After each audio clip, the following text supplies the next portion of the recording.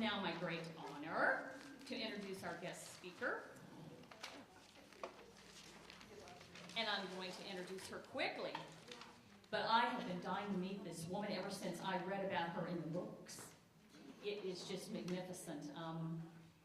Her name is Terry Schooley. When the ERA came up for state ratification in the 70s and the 80s, Terry was an activist for the ERA in North Carolina, where she served as director of the ERA Countdown campaign for the National Organization for Women. Obviously, she was very much in the spotlight because it got hot in North Carolina during that decade. So she was on the call with the names, yes? Yes. Ellie Schmiel, I'm sure you had more than one conversation, and Governor Hunt, I'm sure there were more than one conversation. She's been an activist her whole life. As a young teacher expecting her first child, Terry challenged and won the legal right to teach beyond the first 6 months of pregnancy. As a member of the school board and president of the Delaware School Boards Association, she served. She served as the director of Kids Count at the University of Delaware. She served as the director of development of Planned Parenthood of Delaware. Woo! And she served as a legislator in the Delaware State House of Representatives for 17 years. Yeah. We call that an activist. Terry Schooley lighted a path for today's North Carolina activists, and we are delighted to have her speak to us in the current phase of our long struggle for equal rights. So please welcome to the podium, Terry Schooley.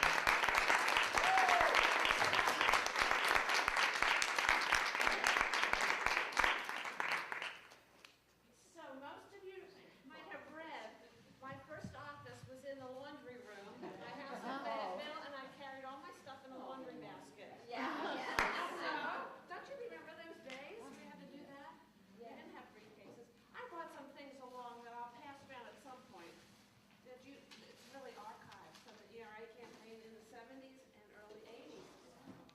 But I need to start from the important thing. Do I need a microphone? Yeah. First of all, thank you all for having me. This is really delightful. It's wonderful to see Jan Allen and Roberta. They were my partners in crime back in the early days. We're still fighting. So I wanted to talk to you a little bit today about what happened then, what are the differences, what are the similarities, and what's going on then and now, and some of the lessons that I think we learned and I learned over 40 years of being an activist. This is my spittoon. And has a story that goes with it. I hope you all don't need a spittoon this time. Back in the late 70s, we had something called the ERA Caravan. Do any of you remember this? Okay, the ERA Caravan went around the state and we showed this movie called How We Got the Vote. And it was black and white, Gene Stapleton. Oh yes, it was still on the reel-to-reel, and we would take this movie and we would show it. So in the movie, there's a section where a woman from Delaware, a suffragist named Mabel Vernon, stood there and she talked about she was lobbying her congressman for the right to vote. She had on her Sunday hat, her Sunday gloves, her best clothes. He sat across from her, chewing tobacco and spitting it in a spittoon across her good Sunday dress. Fast forward 1982. I'm sitting in the General Assembly in Raleigh, not with my hat and gloves, but with my good dress on, across from a senator. He sat there with his milk carton, chewing tobacco, and spitting it across my dress. 50 years later, nothing had changed. So at the end of the campaign, Jan and Roberta and the crew from the ERA Countdown campaign gave me a spittoon to carry forever and ever when I lobbied. I hope you don't need it this time. So, what do I see as the similarities in this campaign? You know what? The arguments are the same thing. All we talked about in that early campaign were bathrooms, locker rooms, and sex. And we just moved back here a couple years ago, and I couldn't believe it. When HB2 came up, bathrooms, locker rooms, and sex. It's the same thing. I can guarantee you that's what you're going to deal with this time, bathrooms and sex. Now, the one difference is that we spent a lot of time arguing about women in the military. That was the big fear. Women were going to have to go into the military. I think that argument is gone. You don't have to deal with that one. But you're still going to have to deal with the fact that women really don't need the Equal Rights Amendment. And they're going to say the same thing they said then. We used to have the buttons that had 59 cents on it. You're too old to remember this stuff. Well, now probably says 80 cents, but it's still the same thing. So you're going to have that argument again. I think the other thing that's going to be the same is the only thing that this really gets down to is who controls the House and the Senate. And I've learned this the hard way being a legislator myself. No matter what we did, no matter how hard we pushed, if we didn't have the control of the House and the Senate, we didn't have the votes. And by control, I not only mean the votes there, you've got to have the speaker behind you, you have to have the president pro tem. Is that what they call it? I mean, it's a lieutenant governor. It was Jimmy Green years and years ago. Some of you may remember. No matter what we did, they could still go behind the scenes and make all kinds of decisions. The other thing I've learned about, there's a real difference in North Carolina and Delaware. The governor here doesn't have nearly the power that the governor has in the state of Delaware, where we got marriage equality passed, civil unions, everything under the sun. While I was a legislator, it was very easy because we had a stronger governor. I think Roy Cooper's going to do a great job, but he still doesn't have the clout that he needs. Some of you may recall, I wanted to tell a few stories. Some of you may remember the Gentleman's Agreement. You read about it, okay. So back in, I guess it was, you're going to have to help me if I can't get the date right, about 1980, we thought we had the votes in the House and the Senate to move forward. And several of key legislators went and signed an agreement. They called it the Gentleman's Agreement, and it was all men, that they would neither debate nor vote on or discuss the Equal Rights Amendment for 2 years. So these are the kinds of things that kind of got to us. You thought you had everything lined up, and then suddenly, behind the scenes, the lobbying and the maneuvering would go on. And there's really no way, unless you've got somebody in there with you, that you've got legislators, but if they're not in leadership, they're not going to know what's going on. The leadership is critical to get anything passed. Yeah. Who was the legislator that hid in the chapel? Jim Speed. Okay, I'll tell you. So, okay, that's a chapel story. So, this went on. I got here in 77, became active, and the ERA had failed a couple of times already. And then I got really involved in 78 to 82. So 82 was the end. That's when we had, the deadline was June 30th, 1982. And you heard Senator McPherson talking about rescinding, or somebody. Anyway, there was a lot of movement to rescind, but June 30th was the deadline. The Gentleman's Agreement said that we couldn't bring up the Equal Rights Amendment at all in the 82 session, so we had to come up with a way to bring it up. This was the only time we did something that really worked, and it was underhanded. Nobody knew about it except Jim Hunt.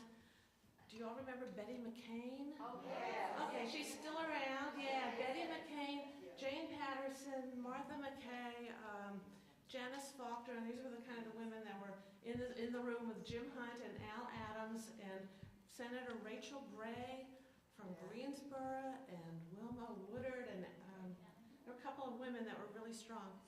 Anyway, we came up with a strategy. The only way we could get the Equal Rights Amendment heard, because the rules said they couldn't come up, and this Gentleman's Agreement was signed in blood, almost, was to have a legislative research commission that was put into place, and the idea was that they would come out with a recommendation that sex discrimination did exist in the state of North Carolina, and the only way to address it was to actually vote on the Equal Rights Amendment.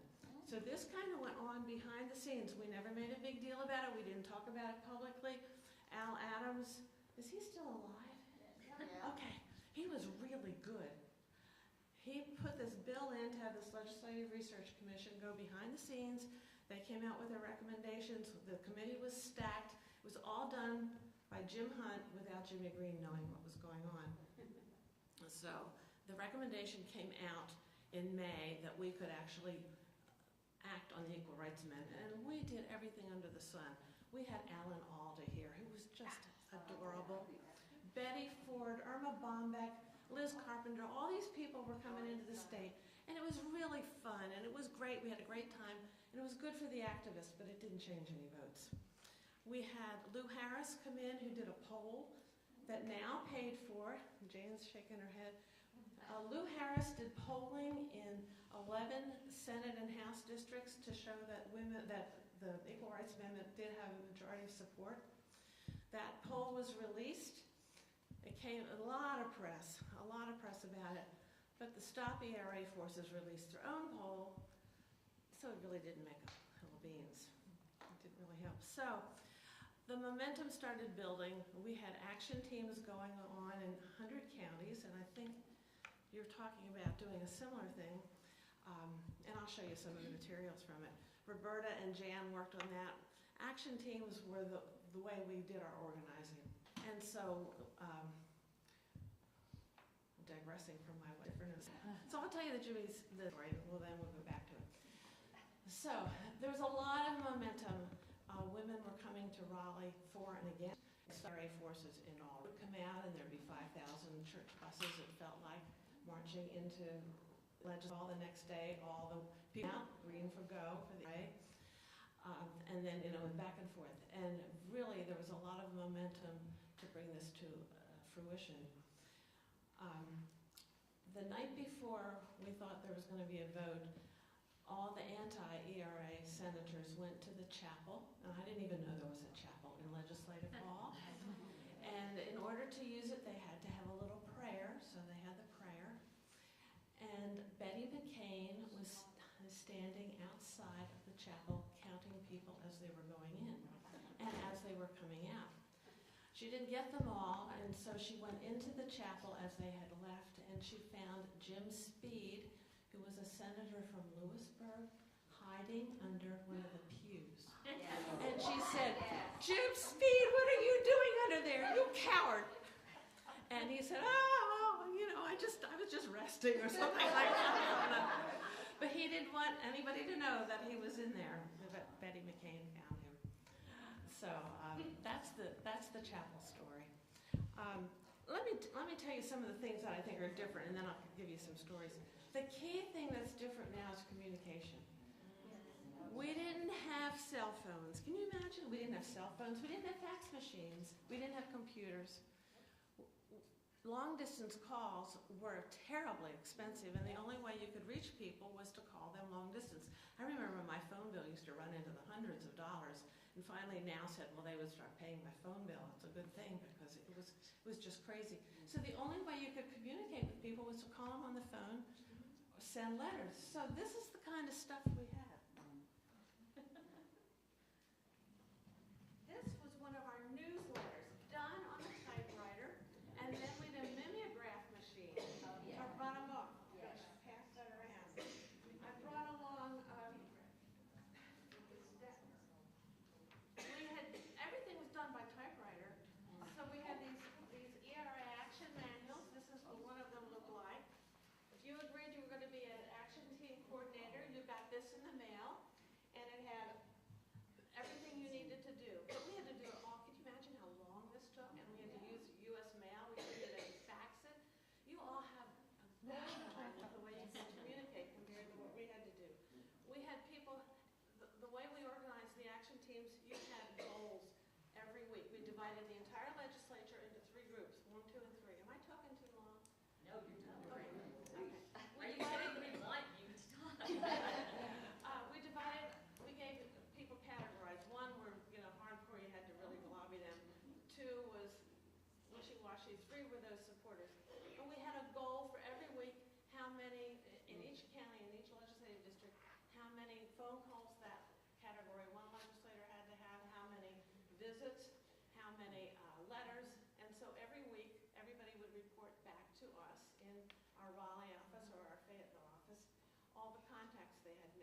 so it was all done.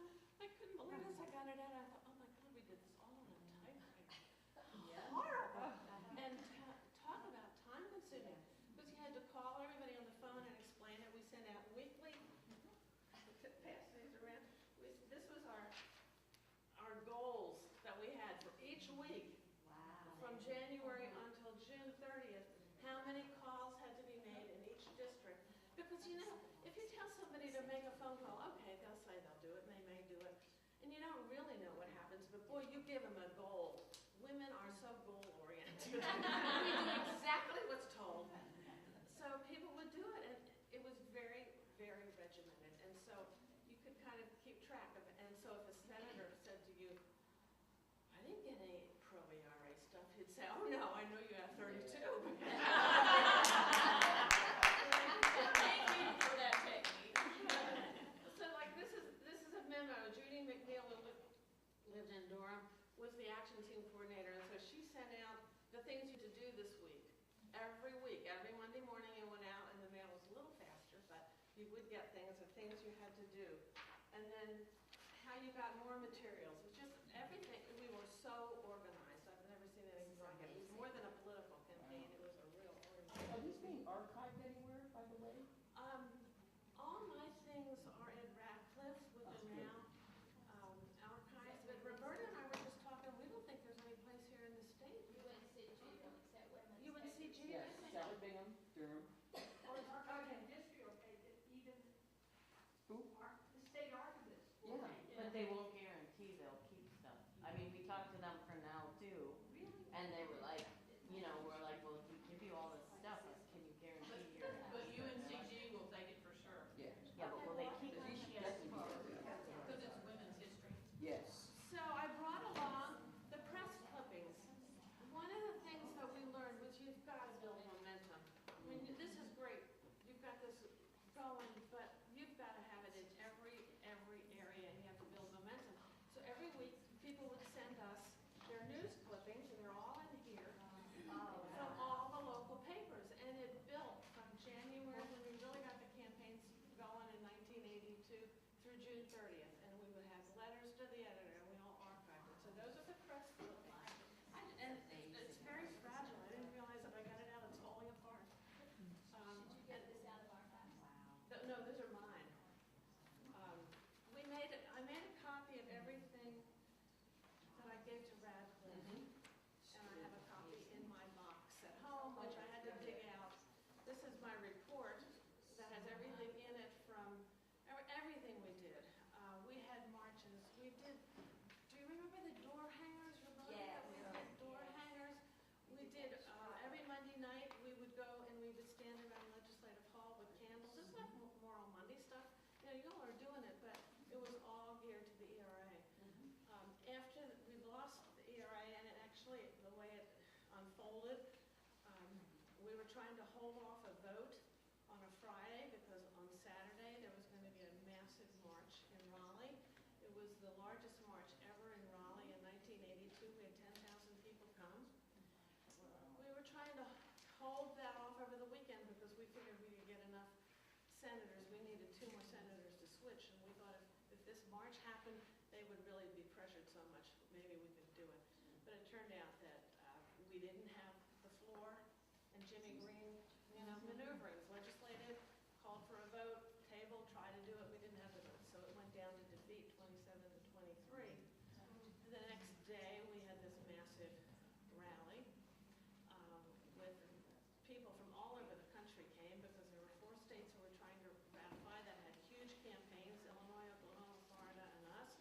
We were the first ones to go down to defeat in June, and so people came from all over the country to the rally. And I have a picture of my daughters who were like 5 and 9, standing in the front, carrying the long green and white ERA banner, and they're standing over the word denied. Wow. And I didn't realize it till somebody gave us the photo. So they have used that all over. They say, look, this is us when we were 5 and 9, and we're carrying the ERA banner. So after the amendment went down to defeat, we decided the only way we were going to change anything was to get involved with electoral politics, which we had done somewhat who had told me they were going to vote yes and then voted no. One was Joe Rayner out in Fayetteville, and the other was a guy out in Nashville. And people actually did defeat these two characters in a primary that ended in June. So that was kind of the beginning of the whole term gender gap that started happening in the early 80s, where women really became politically activists. So I kind of digress. I'm going all over the map for you. I'm not sure this is helpful. So communications are going to be different. So you can mobilize people a lot more easily than you did 100 years ago. I can't believe how long ago this was, and we still are talking about the same thing. So some of the lessons that I learned that I think might be important to you all, and I went, as you heard, from North Carolina, then we moved to Delaware, and I was a lobbyist for Planned Parenthood. So I did, and then I went on the school board, and then I went in the Delaware House, which was an amazing experience that I'd like to spend a minute with you all. One of the things that happened during the first go-round of this, from the 70s until 82, was there was a lot of infighting among the women's groups in the state. You know, the BPW and the AAUW and the League of Women Voters had worked for years on these things, but they were not willing and able, because of their bylaws, to really get involved in electoral politics. So we had that kind of tension going on with that. Then we had the tension from national folks who wanted to come in, and people in North Carolina saying, oh my God, you can't let those people in, you know, they're crazy, they're radical feminists, they don't dress nicely. You know, so I remember when I started lobbying, I made everybody wear a skirt.